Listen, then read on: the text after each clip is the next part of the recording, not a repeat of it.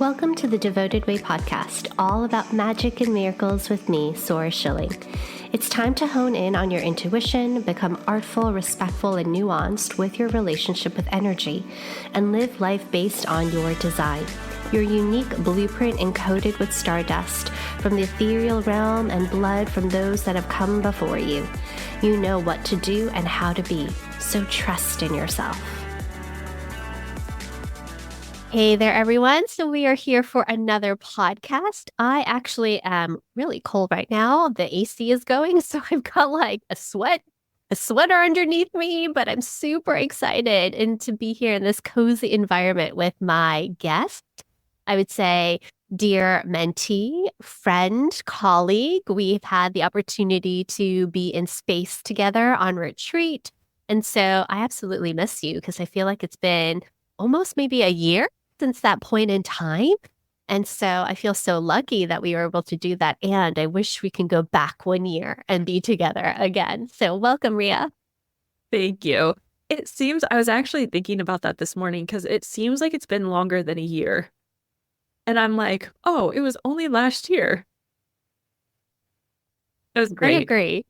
Yeah, it does feel like a long time. And yet, because so much could happen within a year, which is what we're going to talk about a little bit, because a lot has happened with you this year. But folks, you might be wondering why I have a guest today and what this is all about. And there are two different reasons. Number one, Rhea had shared a couple days ago in a business mentorship call inside of Cosmically Blissful that she would really love to be able to amplify her work out there. And I said, you know what? You should just ask our amazing cosmos inside of the group to see if anyone would be willing or has an open spot on their podcast. And then I was like, wait a second, I do. I mean, I'm always open. I don't have that many guests or anything often. So I could absolutely weave in Rhea and her work. So that was the first thing. The second is because I do actually believe in your work. I love you. I believe that you are incredible at what you do. You have a way of holding space and teaching that resonates with me. And so I trust this space of being able to share you and your work because I know that you'll hold people in such a sacred way. And so I want to share you and your work out there. That's the second reason. And the third is we have been on a journey together for a year. And part of that has been through, well, now Cosmically Blissful, but before that through Lush, which is a mentorship. So we're going to talk a little bit about that too. But before I go on and on, Rhea, would you mind sharing a little bit about who you are, what you do, what your medicine is? Absolutely.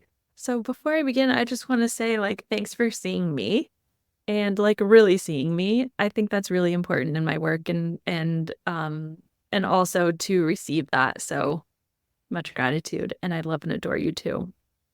So I am an end-of-life practitioner. I like to call myself an end-of-life practitioner or guide. I'm trying to do some work about reforming the word doula, as in the definition of doulas, kind of like female slave. And for me, that felt kind of yucky as a feminist. And so that's some of the work that I'm kind of trying to do about maybe reclaiming the word in a new way or just seeing how I can work with it in a different way. So I call myself an end-of-life practitioner. And I'm also an end-of-life educator. And I think there is lots of room for education in this arena because death is something often, and grief, that we don't talk about. And I've had my own experience with that. So one of my initiations into this work was the loss of my baby. When I was 25, my baby was born still. And it was one of those experiences where Francis Weller is one of my favorite authors in the space. And he writes about in his book about how one of our biggest griefs that we carry is when we expect the community to show up and they don't. And that grief for me, which is sometimes we call like a disenfranchised grief, a grief that isn't really recognized. And so I really experienced that a lot and at a very young age, right? So 25 is pretty young and not having that support and kind of like navigating my grief on my own was a really big initiation for me into this work. But I've done a lot of other things, kind kind of in a way, a little bit like society, right? And culture, like trying to ignore some of the pathways that were sometimes screaming at me, like, this is your work, this is your work. And I was like, no, thank you. No, thank you. But yet I'm here. So I finally answered the call, and that's what I'm doing now. But I also have a lot of modalities that I think support my work. One of them is yoga nidra, um, restorative yoga, and also meditation. And so I infuse all of that into my work as an end-of-life doula and as an end-of-life practitioner and educator. I love it. You know, one of the things I find that our community would really resonate with is that feeling of, I'm not ready for that yet, or no, no, no, not that pathway yet. Let me go in this direction and have a little bit more control over where we are expecting ourselves to go versus this feeling of actually there's hidden messages all throughout our lived experience. And when we take a step back, we can actually see a lot of it come to life. And then part of it is, like you said, are we ready to answer the call or are we not ready yet? And that's okay. And maybe we need some more lived experience or additional things that we're supposed to do before we get to that pathway of service. So, before we go into your pathway, can you share a little bit about what was the moment in time where you felt you were somewhat ready to say yes to this work? Yeah. So I'm a highly sensitive person, and not the way that, like, I mean, I sense and feel all kinds of things, and have had a lot of very intense mystical experiences, which was another initiation into this work that I was like, hell no.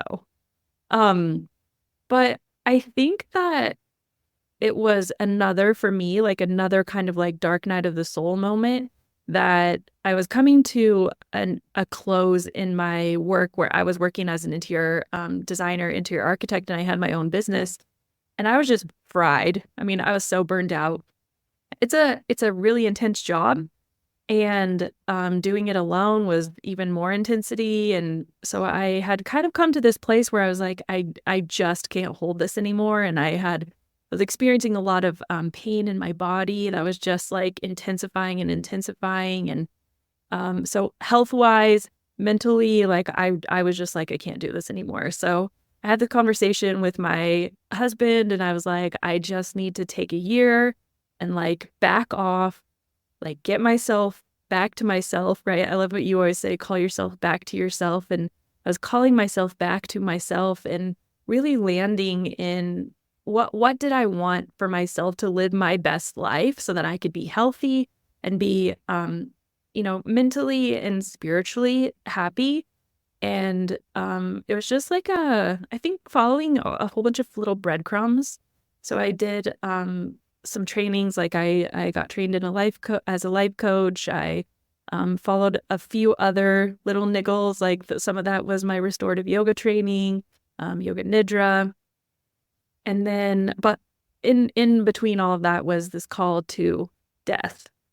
And it's interesting too, because I was like, I don't know what to do. Like, I knew I had all of these like skills and gifts, and I am really, I love relational exchange with people. And I had done this astrology reading, and it was like focused on career. So I said, I really want to focus on career. So we get on this call, and she's like, have you ever thought about being an interior designer? And I was like, oh my God, check. And so I was at this place where I was like, oh my gosh, like this desperation to really find myself, like what is my path? And she's like, interior designer. And I was like, oh my goodness. And so we kept talking, and she's like, have you thought about counseling? Have you thought about this? Have you thought about that? And it was a really great conversation. And at the very end of it, she said, you have a lot of Scorpio in this certain area. And she said, have you ever thought about being a death doula? And I was like, what in the heck is a death doula? No. And so she's like, maybe just look into that. It was like, that was it. Right. And I get chills when I'm even sharing that. And so I started kind of digging into it and doing a little bit of research. And there's this real practical side of me, and then there's this real like just follow the intuition. And so I kind of like went back and forth with this for like 6 months. And the call was so intense that I was like, I just couldn't ignore it. And I was having these things happen that were like, I was sitting in this public space and I just started crying. And my husband's like, what is wrong? He's like, are you okay? I'm like, I don't know what's wrong. And so we went on a walk later and he's like, what happened? And I said, I don't know, but somebody had said something and I can't even remember what was said. And it, for me, brought up this thing where I was like, it's time to do the death thing. So that was like, I guess the final call that I listened to, but there was a lot along that way. I'm sure there was a lot along that way. And the feeling of sometimes things start coming into place, or there is these little messages or niggles that happen that help you stay on a path that feels truly aligned. And I loved what you said about yourself, which is that you follow breadcrumbs, but also you can be very strategic or logical in your way as well. And so there is the both ands, which I find our community really is. We love that both ands of our mind and our inner guiding system. So can you share a little bit about, I know that when you entered into Lush, that you were entering in knowing that you wanted to create this training program. And you had already been doing this work now for a while as an end of care practitioner. And so therefore you were ready for this next evolution of your work. So can you share a little bit about what made you then decide to enter into Lush, and what did you already have ready before we started working? Yeah. Oh, that's a great question. So I had been training other end of life practitioners for another company for 2 years.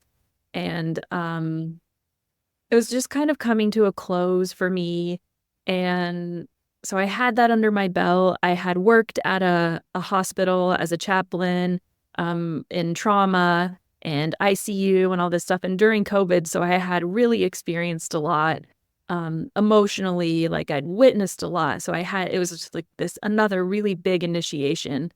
And then I had also worked as a chaplain at a nursing home, and which was like literally my all-time favorite job ever. It was just, I love and adore people. And it was incredible. So I had that under my belt, and you were offering like a 3-day circle event, and I was like, okay, why not? So I joined this thing, and right away I could tell that you had this like we were talking about, this left brain right brain merging thing, or I don't know, like it, like honoring both, I think is maybe a good way to say it too. And I am like that. And so I was like, this is awesome. Like, I feel like this is what I need right now. And you're offering Lush. And at that moment, I was kind of like, okay, is this what I'm supposed to do? Because I'm like a person who's like, if I feel the yes, I'm like, yes. And I just do it sometimes without pausing to think. So I remember at the end of the training, you had offered people into Lush, and I was like, okay, so I'm gonna think about this for the day. And I went to bed, and before I had closed like the end of that day, I said, okay, if I see like a red flower by the time that this thing is coming to a close, like I have to say yes or no, then that's my sign that it's for me, which sounds so arbitrary, right? And and I walk into my office the next day, and the card, there was a deck of cards, like oracle cards, that were sitting on my desk, and right on top was a red flower. And I'm like, I could dismiss that, really, I could, right? But I was like, all right, that's it. So I was all in for Lush, and it was amazing. It was really I think an activator for me to move into my next step. I love that. An activator for you to move into the next step. Yes.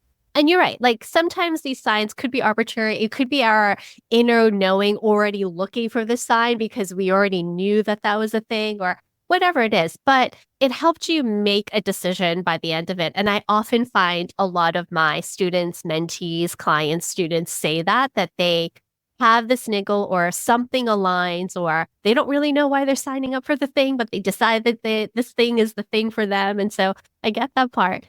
Um, and you said it was one of the best things. And so I wanted to talk a little bit about that because I know how much you love the community and the people, and we'll get there. But could we talk a little bit more about what did you truly feel like you first got out of it that really helped you with your training? I think for me, it was accountability in a group. So I'm a manifesting generator, so I have no problem really getting things done. I can make a list and be like, okay, check, check, I need to do this. But it was, I think also the accountability that comes from a group in the way that you're witnessed. And so somebody might say something, and for me, it was kind of like stepping out of a realm of where I'm always working, like in death and dying and grief, and to have some maybe feedback, I think, or witnessing from other people in a different way that was really helpful and supportive for me, that helped me start to look at my work in a different way. And it helped me get a little bit, like, I'm a really creative person, but sometimes I think after you do something for so long, you kind of like uh, maybe lose a little bit of that creativity. And so part of that was kind of like inviting the fun and the play back into my work. And I remember when you were first creating your outline or your content for your training. And I remember you wanting to be really aligned and also caring of the fact that you were a trainer in a different organization or training for end of life. And you are now creating your own. And you were like, this is all the things I'm going to create. And I remember encouraging you around co creating and having a group before you have everything. And at first, you gave me that Rhea look of like eyes open, kind of like, okay. And then you really got into it. And so, can you tell me a little bit about that and what that experience was like? Yeah, that's actually something that really sticks out in my mind. So one of the things that I really love about you and the way you work, so, and I've experienced this in all of your programs, but it's very hands-on. And so part of that hands-on action that was happening inside Lush was I was sending you something that I was creating, right? So I'm creating this outline for Apprenticeship with Death, and you were like, well, this is really beautiful and like it looks great, but and you have this like really incredible way too of like delivering the honest feedback that is like ultra helpful. And you're like, but what if you just set all that aside and you know come into this co-creation way? And I was like, oh, like that feels a little scary because I'm like a major planner. But honestly, that is the catalyst for me.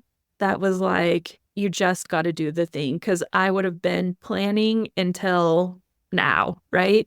Until I was ready, like really ready.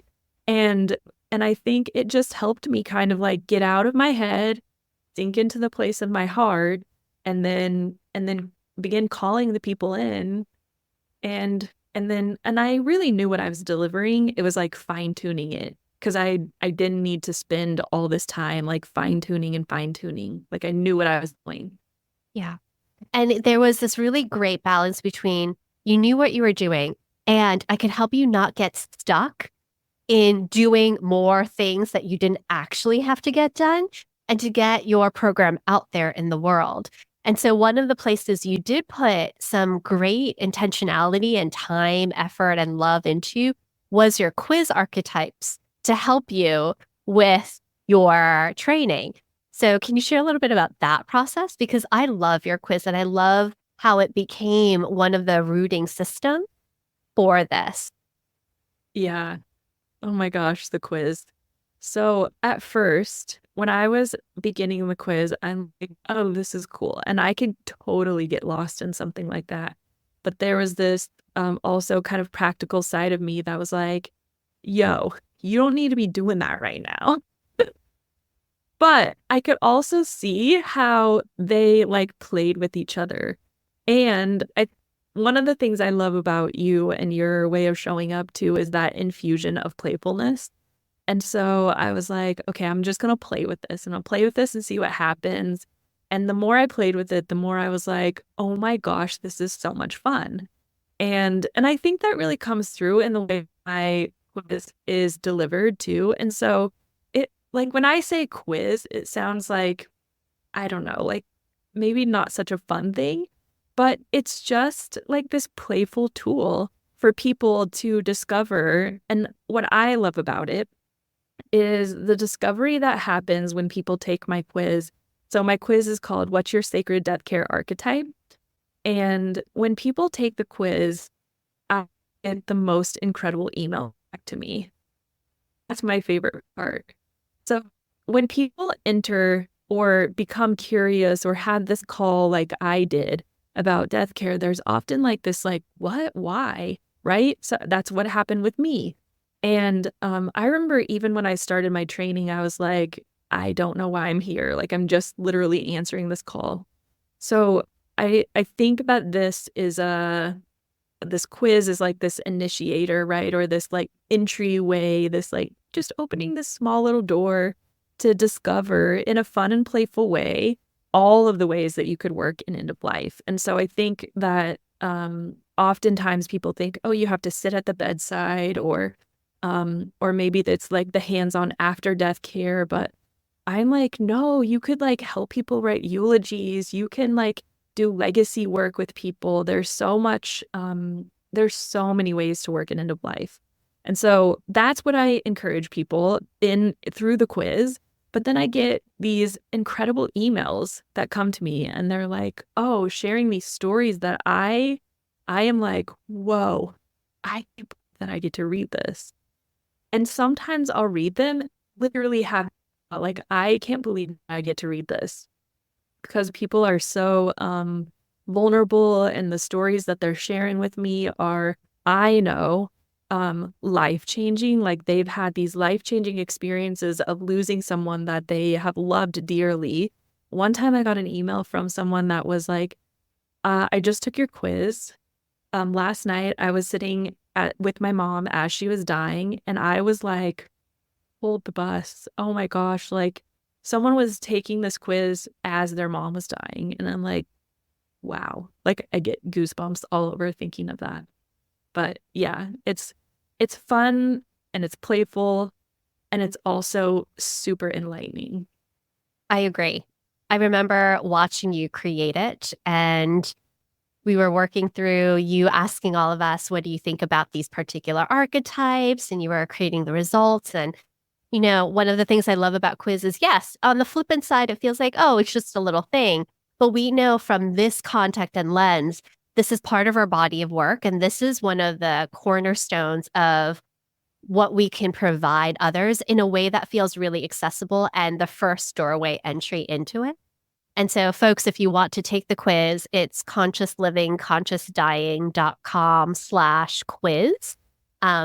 And what I love about it is, and what I love about your business called Conscious Living, Conscious Dying is there is a sadness, there is a pain, there is grief, but there's also beauty and love and celebration. And if we can also have conversations about dying while we're living, not in the midst of only when we are either preparing for someone to pass or having this impactful experience of it happening suddenly, then all of a sudden we also recognize, well, this is something that we're all going to experience, right, with our loved ones and ourselves. And so I love that we can have these conversations and you feel playful and welcoming and sacred and loving all at the same time.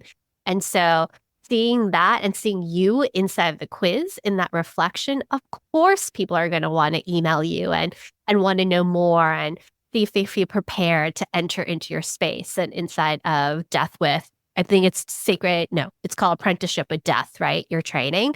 And so your apprenticeship with death training, like being able to notice and realize, oh, there are different avenues for me. And there isn't just this one particular way that I think is supposed to be when I am if I'm a death doula or a practitioner of helping someone through. And so, can you tell me a little bit about what the training is like now that you've co-created, and I'd witnessed you co-create it with one group already, including having an in-person retreat? What does it look like now? Oh my gosh. So that was an experience where I was seriously like pinching myself all the time. Like, I can't believe this is really like alive, right? It was birthed. And um, my favorite part of the retreat, which you really helped me a lot with, and I remember when I was like planning out all the details for the retreat, I was like, oh my gosh. And so I'd go back to all the stuff that you had guided me with, and it was so supportive. But the second time around, um, I really don't think at this point there are a few tweaks that I've made. In terms of last time, it was a lot of intensity. So we were showing up every week, and that was a lot of intensity. Not necessarily a lot of intensity in terms of like emotion, but a lot of intensity and focus. And so I'm creating a little bit more spaciousness around that this time around, and I'm offering our the times that we meet are more longer, but denser, I think. I don't really know how to put those together.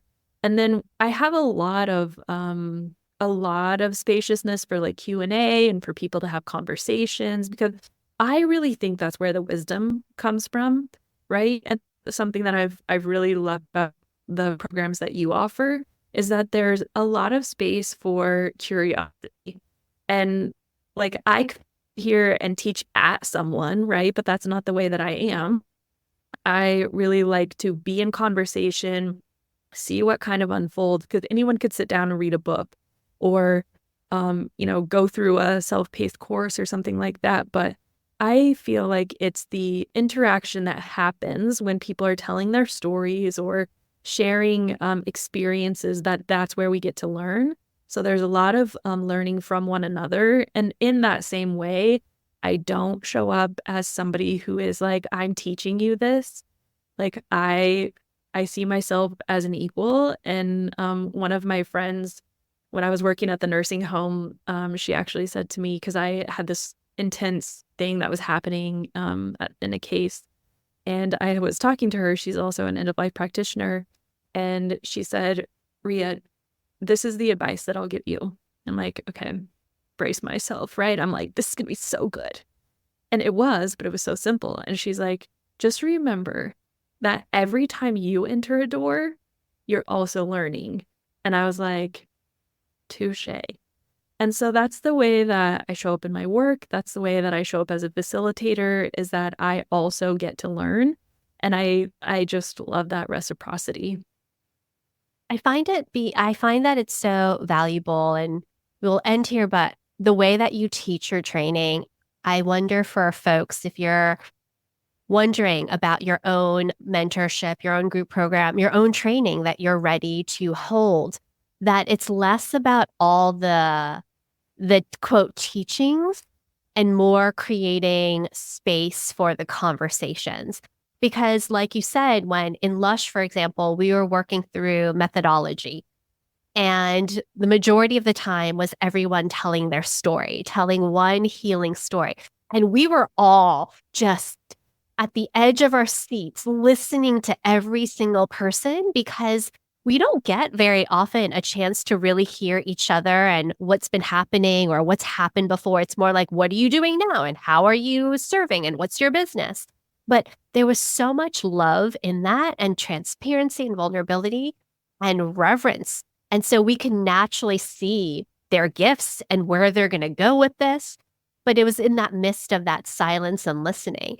And I find it to be one of the most impactful things. And I do hope and wish that everyone who has groups create more time and space for that, even though it feels like, quote, you're doing less, you're not delivering as much. But actually, I believe it takes quite an experienced space holder to hold that silence and be willing to have people really show up and share.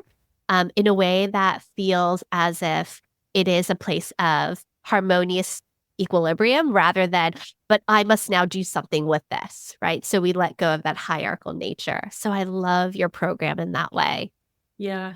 And I think that's something too that like I've learned through my death care, because sometimes I think that we're like, oh, what do I do? What do I say?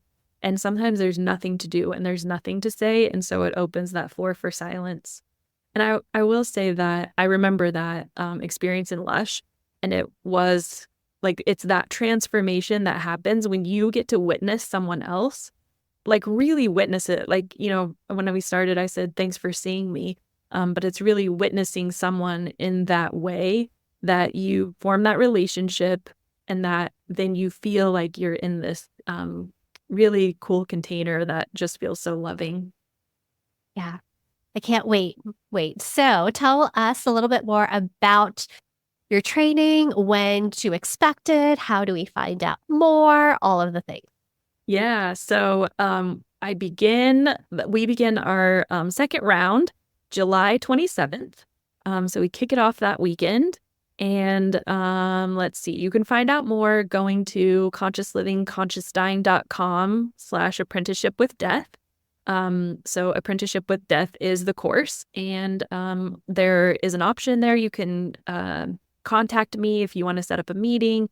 We can have a time to chat if you want to chat more about it. I think sometimes that's helpful because, like me, I was like, I don't know what this is, right?